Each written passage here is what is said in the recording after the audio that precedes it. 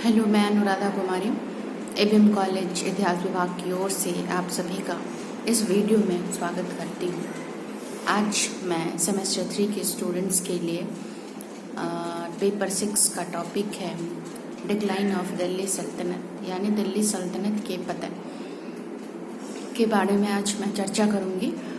क्योंकि दिल्ली सल्तनत को आपने इसके पिछले वीडियो में, इससे जो भी पूर्व हमने वीडियो के माध्यम से बताने का प्रयास किया है वह दिल्ली सल्तनत का ही टॉपिक था।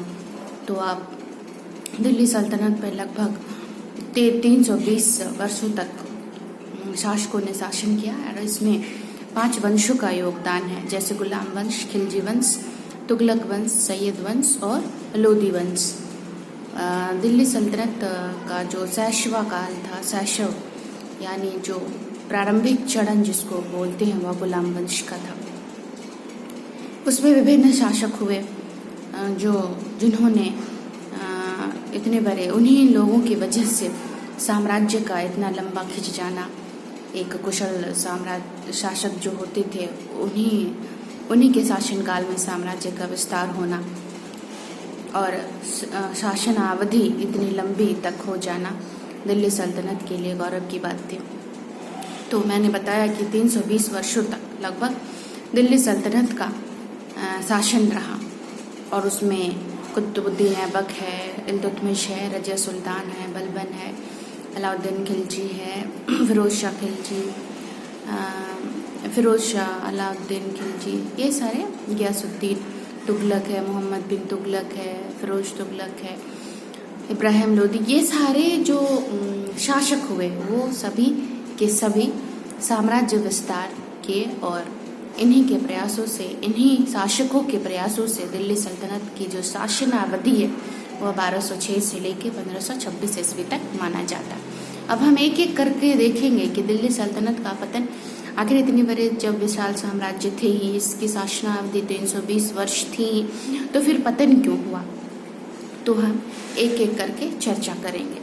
पहला हम देखेंगे कि पतन के कारण में कि इसका जो साम्राज्य था वो बहुत विशाल था और अब एक शासक के लिए पूरे साम्राज्य सीमा पर, यानी उसके जितने भी क्षेत्र थे उस पर एक सुल्तान के लिए शासन करना बहुत ही कठिन था। अब सपोज कि दिल्ली उसकी राजधानी थी, लाहौर उसकी राजधानी थी, तो ऐसे कंडीशन में सुल्तान के लिए दूर दूर के प्रांतों में शासन करना बहुत ही कठिन हो गया था, क्योंकि प्रत्यक्ष रूप से वह शासन नहीं कर पाता था।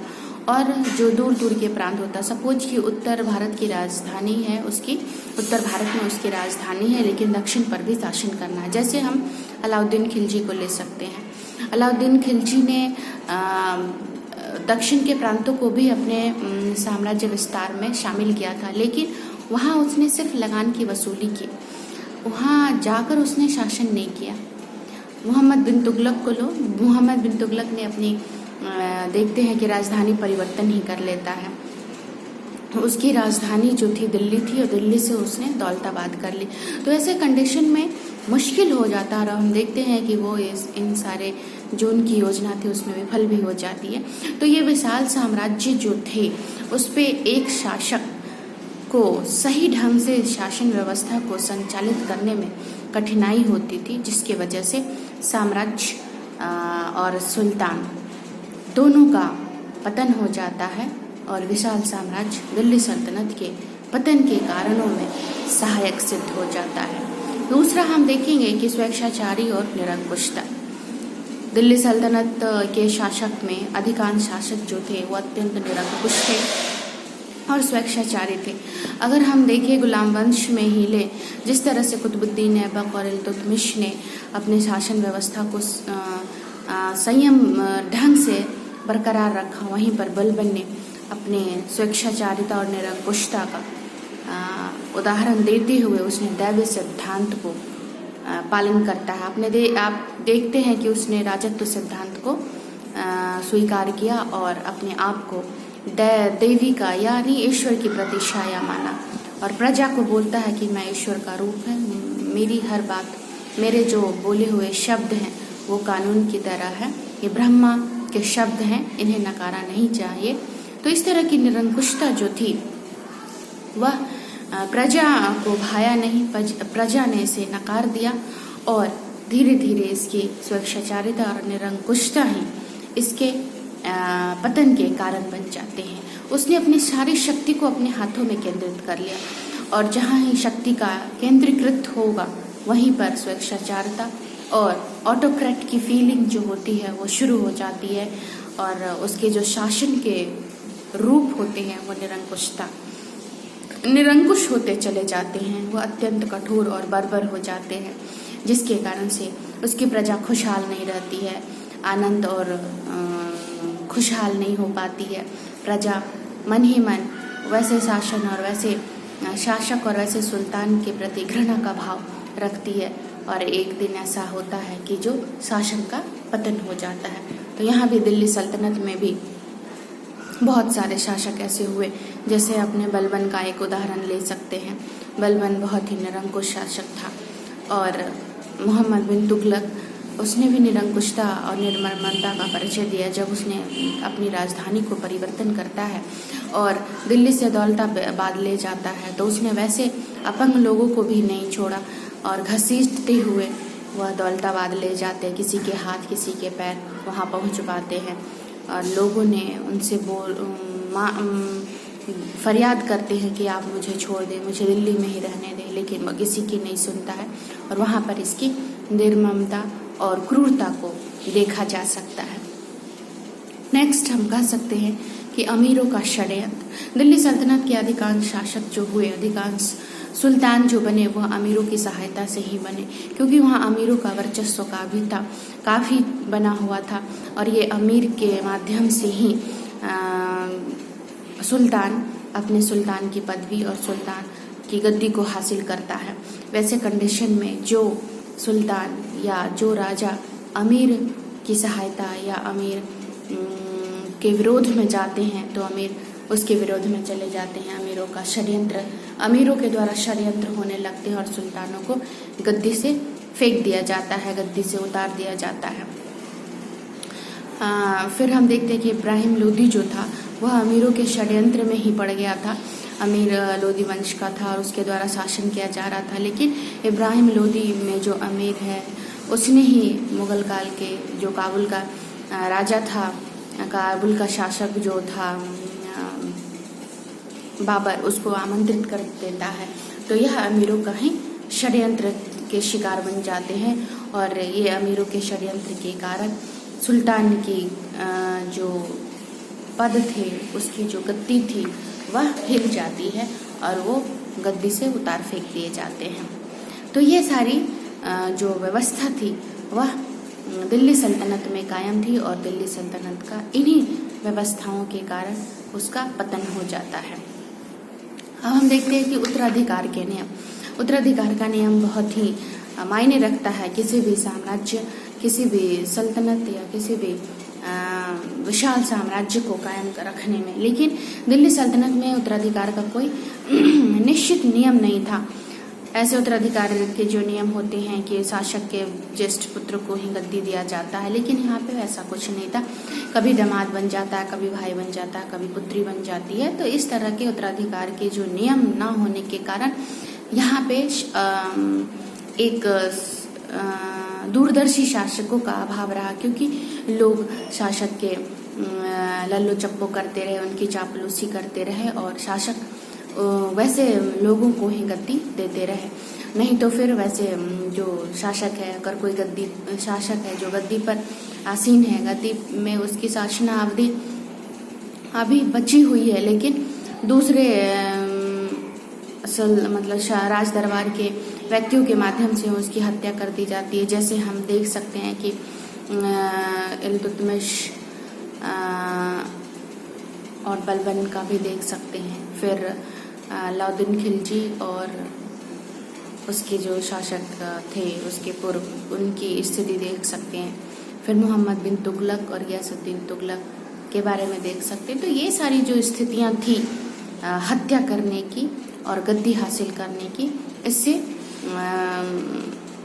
शासन व्यवस्था और एक अनुशासन को भंग करने वाली थी और भंग करके कोई भी उत्तराधिकार बन सकता था।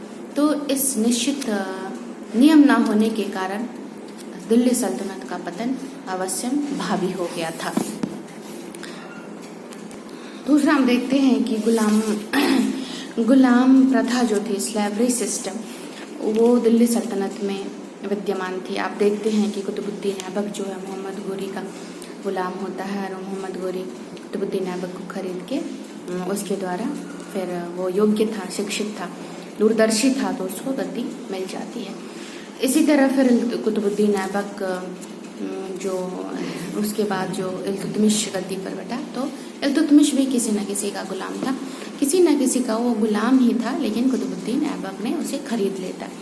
तो वैसे कंडीशन में गुलामों की जो प्रथा थी, गुलामों का जो सिलसिला वो चलता आ रहा था। आपने उदाहरण के तौर पर देखा, मलिक कफूर का नाम सुना होगा और खुसरो का नाम सुना। ये काफ़ी शिक्षित थे और इनके अंदर स्वामी भक्ति की भावना नहीं थी, और जिसका दुष्परिणाम हुआ कि सुल्तानों को सहना पड़ा, क्योंकि मलिक कफूर और खुसरो ने अपने अपने सुल्तानों की हत्या की और सल्तनत पर अधिकार करने का प्रयास किया। सल्तनत काल में गुलामों की शक्ति काफ़ी बढ़ गई थी, जिससे वे समय समय पर षड्यंत्र करके सल्तनत को दुर्बल बनाते रहे। तो ये दास प्रथा भी दिल्ली सल्तनत के पतन का कारण बन जाती है। नेक्स्ट कारण हम दुर्बल सैन्य व्यवस्था मान सकते हैं, weakness of the army. Delhi सल्तनत में अस्थायी सेना का अभाव था, क्योंकि अस्थायी सेना न होने के कारण जब भी सुल्तान के ऊपर बाह्य आक्रमण होता था, वैसे कंडीशन में शासकों की जो सैन्य व्यवस्था थी वो काफ़ी छिन्न भिन्न होने लगती थी। और इसी के महत्व को अलाउद्दीन खिलजी ने समझा, और अलाउद्दीन खिलजी अपने शासन के अंतर्गत जब गद्दी पर बैठता है तो उसने सबसे पहले सेना को अस्थायी करने का प्रयास करता है, क्योंकि जब तक सेना को चुस्त दुरुस्त नहीं किया जाएगा, उसकी सारी मांगों को पूरी नहीं की जा सकती है, तब तक हम विशाल साम्राज्य की कामना नहीं कर सकते, क्योंकि विशाल साम्राज्य की बातें सैनिकों पे ही निर्भर होती है। और अलाउद्दीन खिलजी ने इसके महत्व को तो समझा, लेकिन उसके बाद के जो उत्तराधिकारी थे उन्होंने फिर से स्थायी सेना की व्यवस्था को कायम नहीं रख सका, और जिसके कारण अस्थायी सेना के न होने के कारण ही विशाल साम्राज्य की कामना असंभव सा हो जाता है, और अंत में हम देखते हैं कि दिल्ली सल्तनत का पतन हो जाते।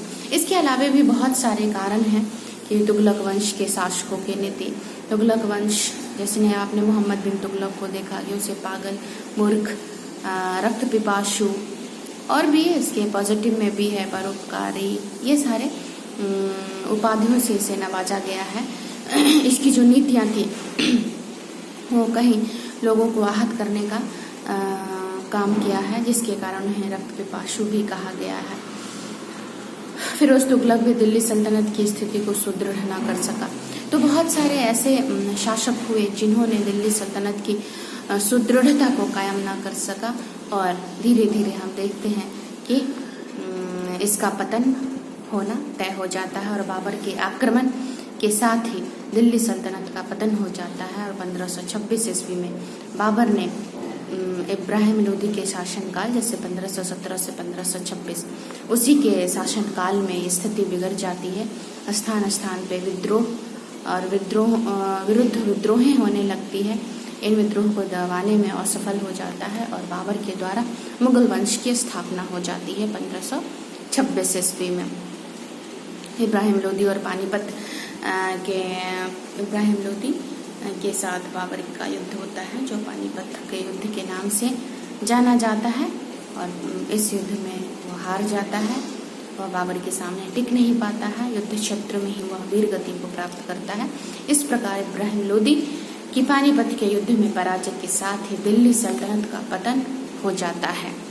तो आपने देखा, और मुगल वंश की स्थापना हो जाती है। तो आपने देखा कि दिल्ली सल्तनत के पतन के कारण के लिए कोई एक कारक जिम्मेवार नहीं है, एक कारक उत्तरदायी नहीं है, बल्कि इसके लिए बहुत सारे कारकों ने सहयोग दिया, बहुत सारे कारकों ने जिम्मेवार और उत्तरदायी हुए, क्योंकि एक कारण से शायद दिल्ली सल्तनत का पतन संभव नहीं था, क्योंकि ये बहुत ही विशाल साम्राज्य था। इसका उत्तर भारत से लेकर दक्षिण और पूर्व से लेकर पश्चिम तक इसका साम्राज्य विस्तार था। ऐसे स्थिति में एक साम्राज्य दिल्ली सल्तनत के नाम से जो इतनी प्रसिद्धि हासिल की है, उसका पतन करना बहुत ही मुश्किल था, उनका ह्रास होना बहुत ही मुश्किल था। लेकिन धीरे धीरे एक पे एक कारक जुड़ते गए और इसका पतन निश्चित हो गया। और पतन के कारकों को हमने बताया। तो मैं विश्वास करती हूँ कि आपने इस वीडियो से लाभान्वित हुए होंगे। आप इस वीडियो को देखें, समझें, और इससे रिलेटेड मैं इस क्वेश्चन लेकर नेक्स्ट वीडियो में आऊँगी। धन्यवाद।